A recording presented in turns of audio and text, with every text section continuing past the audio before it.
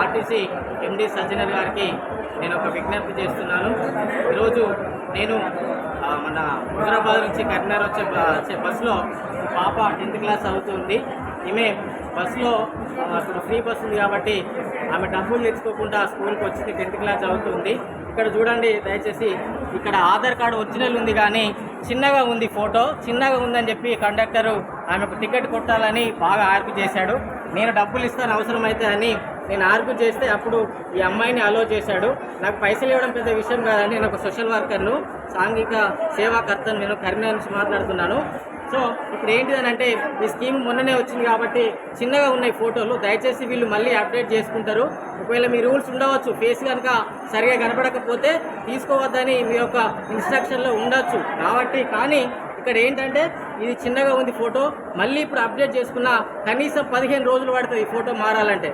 దయచేసి మీరు ఇది ఒక్కసారి క్షేత్రస్థాయిలో మీరు ఇన్స్ట్రక్షన్ ఇవ్వాలని నేను రిక్వెస్ట్ చేస్తున్నాను. ఒకసారి అమ్మ మాట్లాడు. మీ దగ్గర డబ్బులు లేకపోతే ఇలా హుజురాబాద్లో ఉండిపోయేది, ఒకసారి మాట్లాడమ్మా. నేను ఇలా హుజురాబాద్ ఉండిపోయేదాన్ని, అలా నేను డబ్బులు కూడా తెచ్చుకోలేదు. నేను రోజు ఇంటి నుంచి అప్ అండ్ డౌన్ చేస్తున్నాను, రోజు అప్ అండ్ డౌన్ చేస్తున్నాను నేను.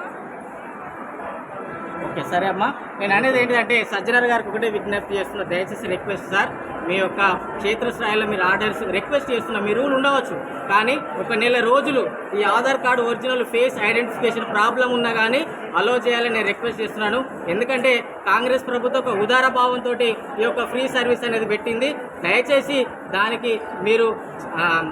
దానికి తోడ్పాటు చేసి ఇలాంటి ఒక చిన్న పొరపాట్లు ఉంటే క్షేత్రస్థాయిలో పరిశీలించి వాటిని పరిష్కారం చేయాల్సిందిగా ఒక రిక్వెస్ట్ చేస్తున్నాను. ఒక సోషల్ కార్యకర్తగా, సోషల్ వర్కర్గా కరీంనగర్ నుంచి నేను మాట్లాడుతున్నాను. ఈ వీడియో సజ్జనర్ గారికి చేరే వరకు ట్విట్టర్లో, ఫేస్బుక్, వాట్సాప్లో అందరూ పబ్లిక్ పంపించగలరని నా యొక్క మనవి.